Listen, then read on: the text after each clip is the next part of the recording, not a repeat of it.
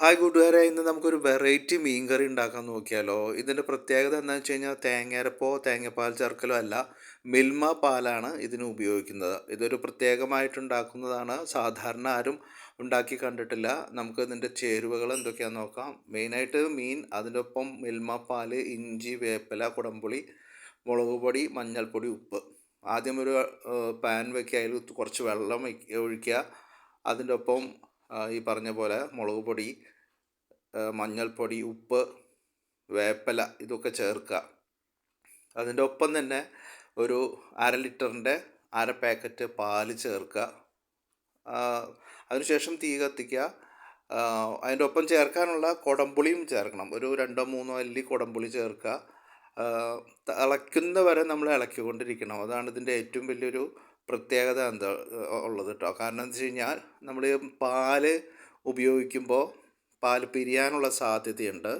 അത് ഒഴിവാക്കാൻ വേണ്ടിയിട്ടാണ് നമ്മൾ നന്നായി തിളയ്ക്കുന്ന വരെ ഇളക്കിക്കൊണ്ടേയിരിക്കണം. അതിലൊരു മടി കാണിക്കരുത്. ഫ്ലെയിം ഒരേ ലെവലിൽ വയ്ക്കുക. നമ്മൾ നന്നായി തിളയ്ക്കുന്ന വരെ ഇളക്കിക്കൊണ്ടിരിക്കണം. കൈ എടുക്കാൻ പാടില്ല. പാല് ഒഴിക്കുന്ന കാരണമുള്ള പ്രത്യേകത അതാണ്. ഇത് എല്ലാം ചേർത്ത് അതിന് ശേഷം തീ കത്തിക്കുന്നതായിരിക്കും നല്ലത്. അല്ലെങ്കിൽ ഉടനെ തന്നെ പാല് പിരിയും. ചൂടടിച്ച് തുടങ്ങിയ പാല് പിരിയും. ആ പാല് പിരിയാതിരിക്കാൻ കുറേ നേരം ഇളക്കണം എന്നുള്ളതാണ് പ്രത്യേകത. നന്നായി ഇളക്കുമ്പോൾ നല്ല കുറുകുറാന്നാവും. പാലൊക്കെ കുറുകി അതിൻ്റെ മസാലകളൊക്കെ ചേർന്ന്. അതിൻ്റെ ഒപ്പം കുറച്ച് വെളിച്ചെണ്ണ ഒഴിക്കേണ്ട കാര്യം ഞാൻ പറയാൻ മറന്നു. വെളിച്ചെണ്ണ അതിന് മുമ്പ് തിളയ്ക്കുന്നത് കൂടി വെളിച്ചെണ്ണ ഒഴിക്കണം. പിന്നെ കഴുകി വെച്ച മീൻ ഓരോന്നോരോന്നായിട്ട് എടുത്തിടുക. അതിൽ നന്നായി മുങ്ങിക്കിടക്കുന്ന വിധത്തിൽ നമ്മൾ മീൻ ഇട്ട് കൊടുക്കുക. തിളയ്ക്കുന്നതിൻ്റെ ഒപ്പം തന്നെ ചെയ്യേണ്ട കാര്യമാണ് കേട്ടോ. ചേരുവകൾ നന്നായി തിളച്ച് നല്ല കുറുകി കഴിയുമ്പോൾ മാത്രമാണ് മീൻ ചേർക്കേണ്ടത്. മീൻ അധികം നേരം തിളയ്ക്കേണ്ട കാര്യമില്ല, അതുകൊണ്ടാണ്. അപ്പോൾ ആ നേരം കൊണ്ട് പുളിയൊക്കെ ഇറങ്ങി അതിൻ്റെ ചാറിൽ നന്നായിട്ട് പുളി രസമായി കഴിയും. മീൻ ചേർത്ത് വയ്ക്കുക. മീൻ ഒന്ന് ഇട്ട് മെല്ലെ ഒന്ന് ഇളക്കി കൊടുക്കണം. അധികം ഇളക്കരുത്, പെട്ടെന്ന് തന്നെ ഉടയും. ഇത് കിളിമീനാണ് പ്രത്യേകിച്ച്, അപ്പോൾ ഒന്ന് ശ്രദ്ധിക്കണം. നമ്മൾ മുറിച്ചിടുകയാണെങ്കിൽ അത്ര പെട്ടെന്ന് ഉടയില്ല. അത് ചെറിയ മീനായതുകൊണ്ട് മുറിച്ചിട്ടില്ല. അപ്പോൾ വളരെ സൂക്ഷ്മതയോട് കൂടിയിട്ട് ഇളക്കുക.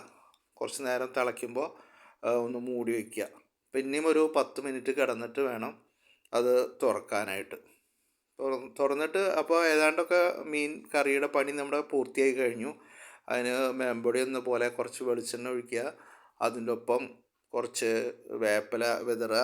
ഇതൊക്കെ ആയിക്കഴിഞ്ഞാൽ നല്ല സൂപ്പർ മീൻ കറിയുടെ മണം ഇങ്ങനെ വന്നു തുടങ്ങും. നമുക്ക് രണ്ടിടങ്ങഴി അരിയുടെ ഊണ് കഴിക്കാനുള്ള നല്ല സൂപ്പർ മീൻ കറി റെഡിയാണ്. നല്ല എരിവുള്ളത്. നമ്മൾ പച്ചമുളകൊന്നും ചേർക്കാത്ത കാരണം കുറച്ച് എരിവ് മുളക് പൊടി കൂടുതൽ ഇട്ടിട്ടുണ്ട്. അതൊന്ന് തണുക്കാനായിട്ട് വെക്കുക. അത് കഴിഞ്ഞ് തുറന്ന് നോക്കിക്കഴിഞ്ഞാൽ നല്ല സൂപ്പർ ഷാപ്പ് കറി പോലെയുള്ള നല്ല എരിവുള്ള നല്ല അടിപൊളി മീൻ കറിയുടെ മണം വരുന്ന സൂപ്പർ മീൻ കറി നമ്മുടെ കൺമുന്നിലായിട്ടുണ്ട്. അപ്പോൾ നിങ്ങളെല്ലാവരും ഇതൊന്ന് പരീക്ഷിച്ച് നോക്കുക. ഇത് നല്ല രുചികരമാണ്. ഇത് തേങ്ങ അരച്ചതാണോ തേങ്ങാപ്പാൽ ചേർത്താണോ എന്ന് പോലും ആർക്കും പെട്ടെന്നൊന്നും അറിയില്ല. അപ്പോൾ ഇതൊന്ന് ട്രൈ ചെയ്യുക. എൻ്റെ ചാനൽ സബ്സ്ക്രൈബ് ചെയ്യുക, ലൈക്ക് ചെയ്യുക, കമൻറ്റ് ചെയ്യുക. ഇത് ഒരു അപേക്ഷയാണ്.